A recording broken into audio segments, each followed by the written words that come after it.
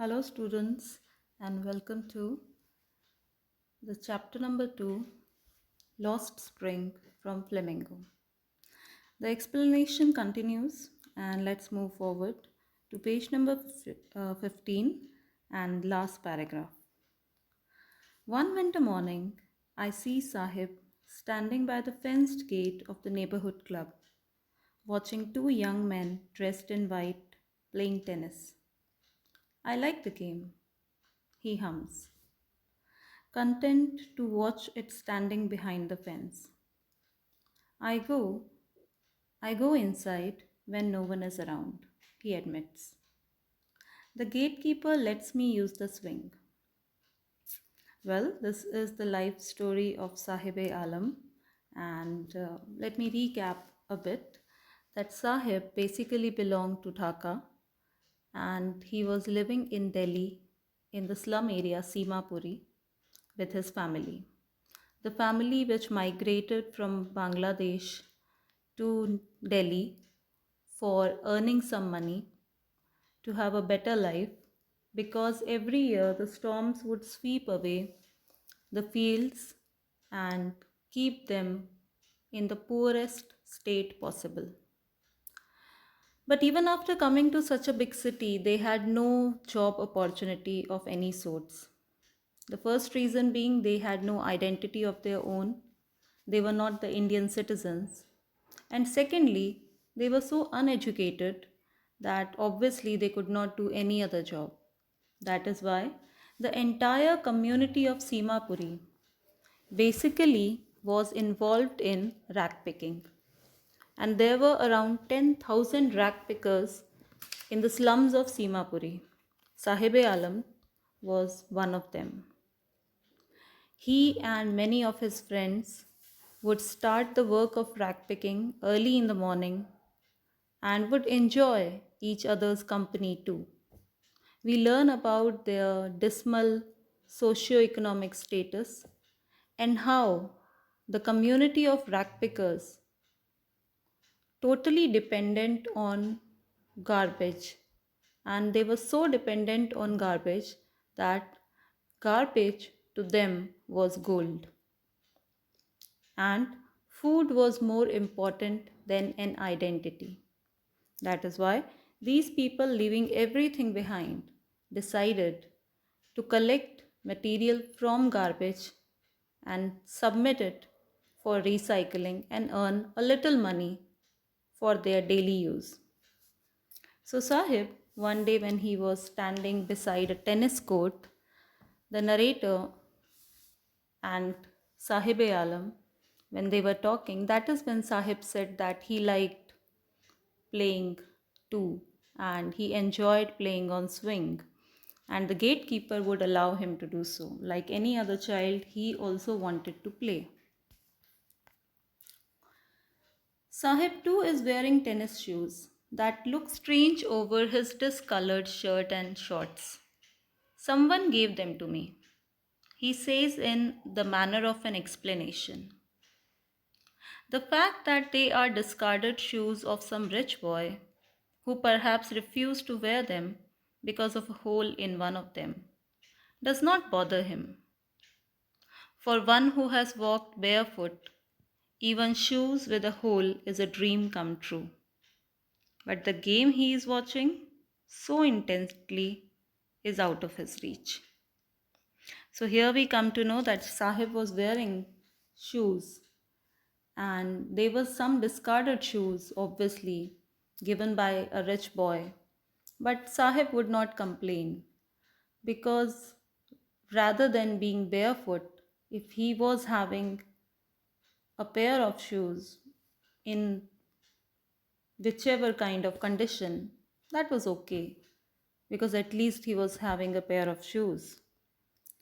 But as far as the game was concerned, tennis, which is quite an elite game and is not known to many, he could not understand the game. That was completely out of his reach. So, yes, he had achieved something in his life, and that something is only having a pair of shoes, that too donated by somebody. But understanding games like tennis and all, it was quite impossible in his life. Moving forward to the next paragraph, basically the last paragraph. So, whatever happened up until now in Sahib's life, written by the narrator, happened in past. Then she comes back to the present. That what happened to Sahib? This morning, Sahib is on his way to the milk booth. In his hand is a steel canister. I now work in a tea stall down the road, he says, pointing in the distance. I am paid 800 rupees and all my meals. Does he like the job? I ask. His face, I see, has lost the carefree look. The steel canister seems heavier than the plastic bag he would carry so lightly over his shoulder. The bag was his. The canister belongs to the man who owns the tea shop. Sahib is no longer his own master.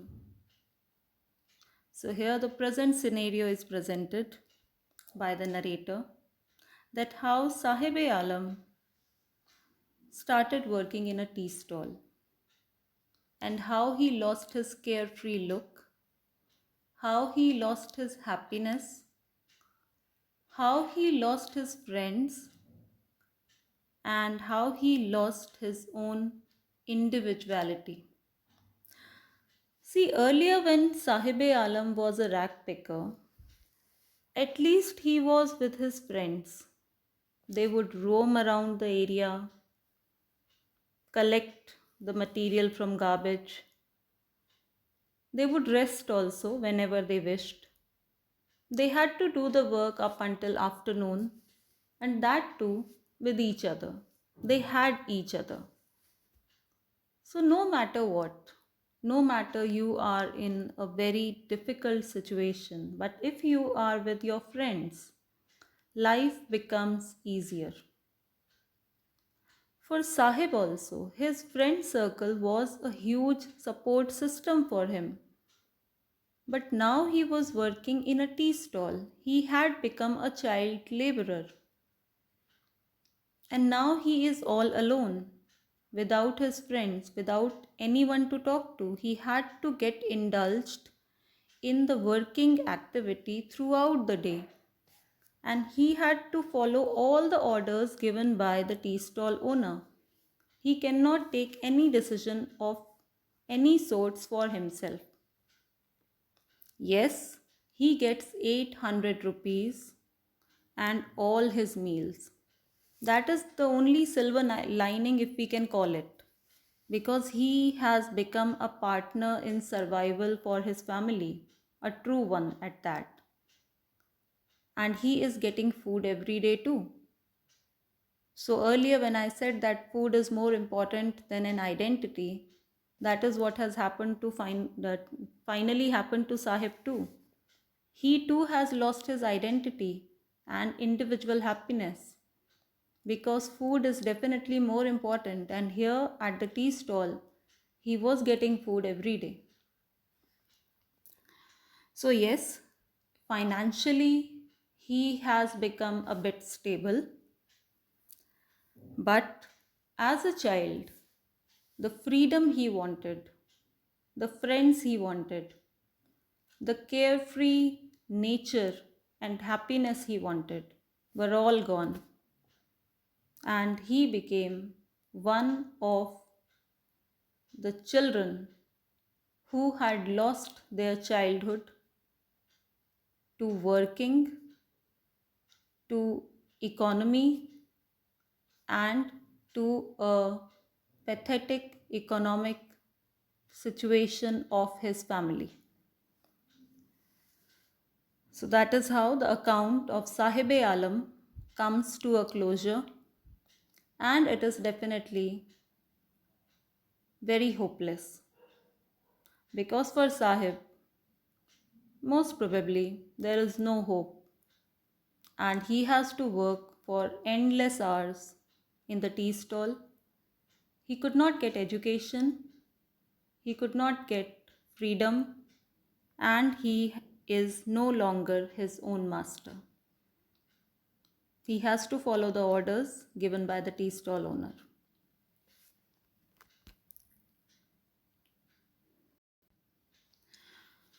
Well, the switch over now. Switch over as in moving forward with the second account.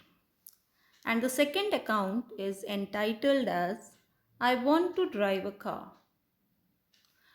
The text. Mukesh insists on being his own master. I will be a motor mechanic, he announces. Do you know anything about cars? I ask. I will learn to drive a car, he answers, looking straight into my eyes. Well, the switchover is kind of amazing. It's stunning. I will take you back to the last line. The canister belongs to the man who owns the tea shop. Sahib is no longer his own master. And see the switchover.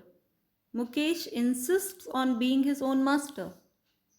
So Sahib lost his individuality, but here this boy, Mukesh, is so very confident of having his own dreams, having his own individuality. He wants to drive a car. Doesn't matter if his family is doing something else. Doesn't matter if his family wants him to do something else. No. He wants to pursue his dreams and he is very confident about it. That is why he looks straight into the eyes of the narrator.